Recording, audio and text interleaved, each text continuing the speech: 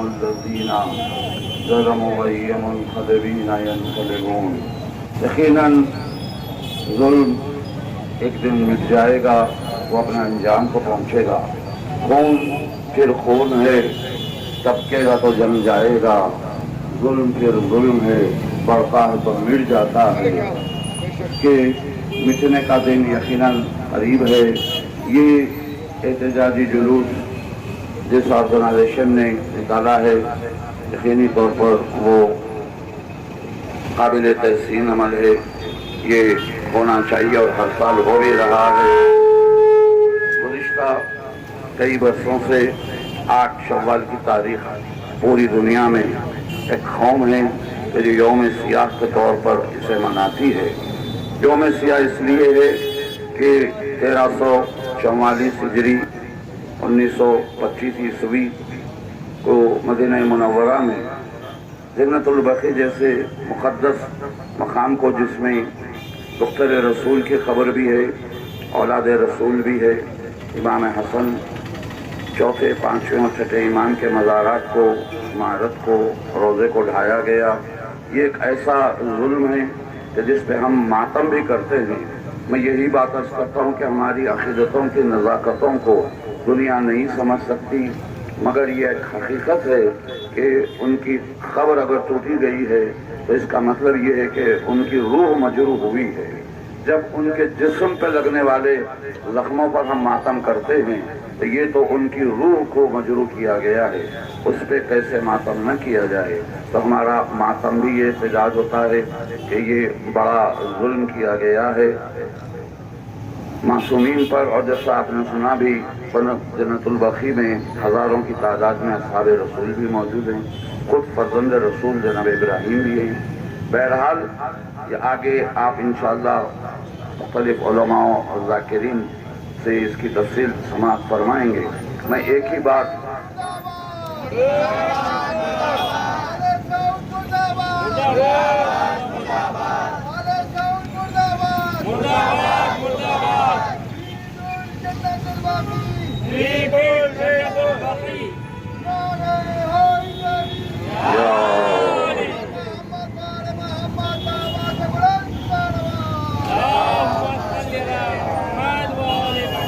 میں صرف ایک ہی بات کی جانب متوجہ کر کے ذاتی ذہن تمام کروں، اور وہ بات یہی ہے کہ یہ بات آج تک ہماری سمجھ میں نہیں آئی کہ اسلام میں 73 فرقے ہیں اور کوئی ایک فرقہ بھی ایسا نہیں ہے کہ جو رسالت بات کے عظمت و مرتبے کو نہ مانتا ہو یا انہیں رسول نہ مانتا ہو۔ سبھی پیغمبر اسلام کو اپنا رہبر مانتے ہیں، اپنا نجات دہندہ مانتے ہیں۔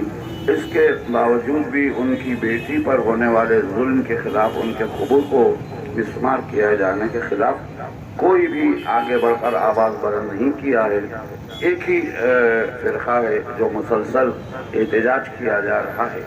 یہ ایک ایسا واقعہ ہے کہ اگر مسلک کے اختلاف کو بھی الگ رکھ دیا جا رہا رکھنا ہی ہے، اس لیے کہ یہ معاملہ رسالت بات کا، آل رسول کا معاملہ ہے۔ عقائد اپنی جگہ پر ہیں، عقیدت محبت اپنی جگہ پر۔ اگر محبت ہے رسول آل رسول سے تو پھر احتجاج کی آواز بلند کرنا ضروری ہے، اور اس کا ثبوت ہمیں تاریخ میں ملا ہے کہ جب بھی دنیا کے کسی بھی حصے میں پیغمبر اسلام کی شان میں اگر گستاخی کی گئی ہے تو انہیں بڑی شدت کے ساتھ اس کی مخالفت کی گئی ہے۔ تمام فرقے مل کے عالم اسلام کے آواز اٹھاتے ہیں۔ اس کے زندہ مثال سلمان رشدی کا اس وقت دربدر ہونا ثابت ہے۔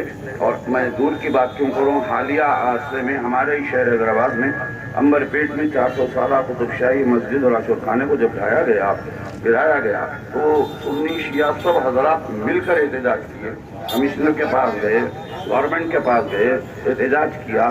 حیرت کی بات یہ ہے کہ ایک مسجد ہمارے شہر میں جب ڈھائی جاتی ہے تو سب مل کے احتجاج کرتے ہیں، لیکن مدینہ منورہ میں اتنا بڑا واقعہ ہو گیا، آج تک کوئی اور آگے بڑھ کے احتجاج نہیں کر پایا۔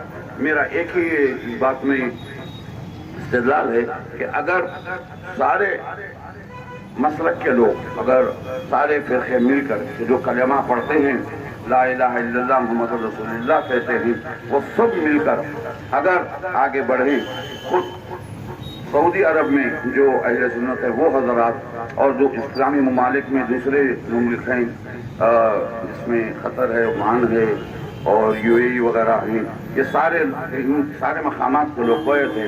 یہاں کے اگر سارے مسلمان مل کر، شیعہ سنی سب مل کر اگر احتجاج کریں اور پریشر ڈالا جائے سعودی حکومت پر، تو عین ممکن ہے کہ یہ کام جو ہمیں بہت دور نظر آ رہا ہے وہ قریب سے قریب تر ہوتا جائے. تو یہ ایک بات بہت اہم رہی ہے کہ اس بات پہ غور کیا کہ ایک انسانیت سوز مسئلہ ہے یہ قبول کو ڈھایا جانا ہمارے پاس. دوسرے مسئلے کی بات مجھے نہیں معلوم، لیکن یہ ہے کہ پیغمبر اسلام کی تعلیمات میں یہ ہے کہ قبر کا احترام بہت ضروری ہے. ہمارے پاس قبر کا احترام ایک لازمی اور واجبی امر مانا جاتا ہے کہ ہم اپنے رشتہ داروں کی قبر اگر تھوڑی سی بھی اگر ٹوٹ جائے تو ہم بلا تاخیر اسے بنا دیتے ہیں. حیرت کی بات ہے، اپنے رشتہ داروں کی خبر تو ہم بڑی تیزی سے بنا دیتے ہیں، لیکن آل رسول کی قبر ٹوٹ کر اتنا عرصہ ہوا. ہم کوشش تو کر رہے ہیں، احتجاج تو کر رہے ہیں، لیکن جتنا ہمارے اختیار میں ہم اتنا ہی کریں گے اور اس کے بعد ان کا کام ہے. اور دوسری بات میں کہتا ہوں کہ یہ جو احتجاج ہے کہ بہرحال ان تک جائے نہ جائے وہ کیا کرتے ہیں ہمیں پتہ نہیں، لیکن حقیقی معنی میں ہم دست بدعا ہوتے ہیں، احتجاج کرتے ہیں ہمارے دور حاضر کے ایمان کی بارگاہ میں. اس کے لیے میں معروضہ کرتا ہوں کہ ہر مومن، ہر عزادار دعائے ندبہ پڑھے اور اس کے بعد امام کی بارگاہ میں دعا کرے کہ مولا یہ سعادت ہمیں نصیب ہو کہ آپ کی نگرانی میں یہ روزے بنے اور ہم موجود رہیں. چاہ رہا ہوں تقاریر تو آپ سنتے آ رہے ہیں، تاریخ بھی سن رہے ہیں تقاریر کے ذریعے، علماء و ذاکرین کے ذریعے. میں صرف 2 منٹ ایک میسیج دینا چاہ رہا ہوں تاکہ آپ کی یہ آواز جو لبیک یا زہرا ہے وہ حکومت تلنگانہ کے ذریعے حکومت ہندوستان تک پہنچ جائے. حکومت ہندوستان کے ذریعے سعودی حکومت تک پہنچ کر آپ کی آواز پر خو بنانے پہ مجبور ہو جائے.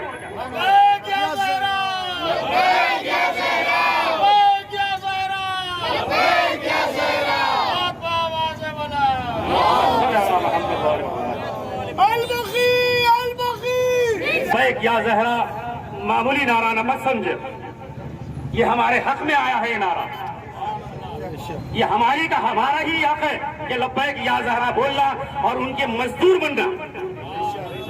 مولا ان کو سلامت رکھے جو اس جلوس میں شامل ہوئے ہیں. میں یہ چاہتا ہوں کہ جب احتجاجی جلوس آپ کے کانوں تک صدا پہنچ جائے تو گھروں میں نہ بیٹھے، یہ نہ دیکھے کون نکال رہا ہے جلوس، یہ دیکھیے کیا مقصد ہے جلوس کا. یہ جلوس کا مقصد کیا ہے وہ دیکھیں. تو I humble request to the government of Telangana to raise his voice. The government of Hindustan ask him to raise his voice, ask him to get the permission from the kingdom of the Saudi Arabia to rebuild of Jannatul Baqi. I am not asking him to give some fund, just to get the permission. We are here to build Janab Zahra Roza. کون ہے جناب سیدہ جس کی ڈوری کے فرشتے فقیر بن کے آتے ہیں؟ کون ہے جناب زہرا؟ حسین کی ماں ہے فاطمہ زہرا، علی کی زوجہ ہے Fatima Zahra. She is the single daughter of Muhammad Mustafa sallallahu alaihi wasallam. Who is the Muhammad Mustafa sallallahu alaihi wasallam? I just want to convey this message to the Hindu, Muslim, Sikh, Isai. At least they must know what is this reason of protest. Why these people are coming out on road and what they are raising his voice. They must know what they have did in the 1925. He is also Muslim. By the name of Muslim is not enough. Just مسلمان کہنا ہے کافی نہیں ہے. مسلمان کہہ کر رسول کی بیٹی پر ظلم کرنا یہ مسلمان کی علامت نہیں ہے. ارے مسلمان وہ ہوتا ہے جو رسول کا کلمہ پڑھتا ہے، ان کی آل پر سلوات پڑھتا ہے. So I humbly request to raise higher officials, I request to the higher officials political to raise this voice as well as the assembly, as well as the parliament. I humbly request Majlis Ittihadul Muslim Supreme Leader Mr. Asaduddin Owaisi and Akbaruddin Owaisi to raise his voice in assembly as well as the parliament to ask him to get the permission from the Kingdom of Saudi Arabia to rebuild of Jannatul Baqi. I don't want anything else. I see this is a graveyard not for only Muslims. All the community have to give the respect to particular graveyards. हमारा कोई मर जाता है जैसा मौलाना फरमाए तो जल्द से जल्द हम उसकी तामीर कर देते हैं कब्र की। उम्मुल मुस्लिमीन की माँ उम्मुल मुस्लिमीन अगर उसकी कब्र को मिसमार करता है तो सब खामोश बैठेंगे। ये हमारी आवाज सिर्फ यहाँ की हद तक नहीं है। मैं हमारे सुप्रीम लीडर से रिक्वेस्ट करता हूँ कि वो पार्लियामेंट में और असेंबली में ये आवाज उठाए और ask him to humble request, ask him to get the permission from the Kingdom of Saudi Arabia to rebuild of Jannatul Baqi. हाल पर नजरे करम सरकार फरमाए, हमारे हाल पर नजरे करम सरकार फरमाए, कहीं ऐसा न हो दिल में तमन्ना लेके मर जाए, इसी उम्मीद पर थामे हुए हैं आस की डोरी, बखी तामीर हो और उस ला क्या जहरा क्या जहरा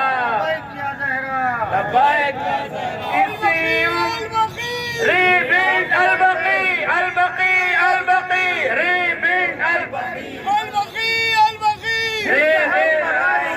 al-Baqi, al-Baqi, फिर से हम बनाएंगे, थामे हुए हैं आस की डोरी, बखी तामीर हो और उसके हम मजदूर कहलाए। हर एक शख्स जानता है कि हम क्यों जमा हुए हैं, इसलिए जमा हुए हैं। आज से नहीं बल्कि 94 साल हो गए हम 8 शव्वाल को जमा होते हैं और एहतजाज करते हैं। यकीनन ये एहतजाज हमारा ज़ाती एहतजाज नहीं है, ये एहतजाज हमारा कोई पर्सनल एहतजाज नहीं है। 1921 अप्रैल को जो आले सऊदी हुकूमत मलूनों ने लईनों ने जो ज़िल्म रसूल की इकलौती बेटी फातिमा ज़हरा और उनके फर्जंदों की कब्रों को मिसमार करके किया, उसके खिलाफ हम एहतजाज करते हैं। मुझे ये जुमला कहने से न किसी से घबराने की ज़रूरत है, न किसी से डरने की ज़रूरत है, बल्कि मैं खुल के ये जुमला कहूँगा। शर्म आती है मुझे आज 18 साल की शहजादी जनाब ज़हरा सलामुल्लाह अलैहा जिंदगी में जो तकलीफें हुई तकलीफें देने वालों को खुदा नीस्त नाबूद फरमाए, मगर कब्र में भी चैन से रहने नहीं दिया गया। किस तरह की तकलीफ, बिलडोजर कब्र पे चलाया गया। 58 मुल्क मुसलमानों के हैं, पूरी दुनिया में 58 मुल्क मुसलमानों के हैं। कौन मुसलमान? जो रसूल का कलमा पढ़ता है। कौन मुसलमान? जो ला इलाहा इल्लल्लाह कहता है। कौन मुसलमान? अगर जरा सा मसला ये आ जाए कि तलाक़े सलासा पर, तो मुसलमान एहतजाज करने के लिए तैयार हो जाता है, रोड पे निकल आ जाता है, अपनी औरतों को भी ले आता है। मगर कैसा मुसलमान है कि तलाक़े सलासा के मसले को लेके, हराम और हलाल को लेके रोड पर आ रहा है, मगर जिसने हराम और हलाल बताया है उस रसूल की बेटी की कब्र को तोड़ा गया है, मुसलमान खामोश बैठा है। क्यों आखिर खामोश बैठा है? क्यों एहतजाज नहीं करता मुसलमान? क्या ये गद्दारी नहीं है तो क्या है? ये रसूल से गद्दारी नहीं है तो क्या है? कि जिसका तुम कलमा पढ़ते हो, जिसको रोजाना सलाम करते हो, जिसको तुम मानते हो, जिस पर तुम्हारी जिंदगी मुनहसिर है, उस रसूल की बेटी की कब्र मिसमार हो गई और तुमने आवाज हक बुलंद नहीं की। हम ये नहीं कहते हमारा साथ दो, हमारा साथ न दो, कम से कम ऐसा काम करो कि कल के दिन रसूल के सामने खड़े होने के लायक हो जाओ। जब रसूल महशर में पूछेंगे मेरी बेटी की कब्र पे साया नहीं था और मुसलमान आज का एयर कंडीशन में बैठा है, क्या जवाब देगा? क्या मुंह दिखाएगा रसूल को? हमारा एहतजाज यही है, हम हर उस शख्स से बेजार है, सिर्फ उन लोगों से नहीं, हम उन लोगों से भी बेजार है जो इस एहतजाज में शामिल नहीं होते, इसलिए कि ये हमारा पर्सनल एहतजाज नहीं है। जिसने भी रसूल का कलमा पढ़ा है, जो भी रसूल का नमक खा रहा है, जो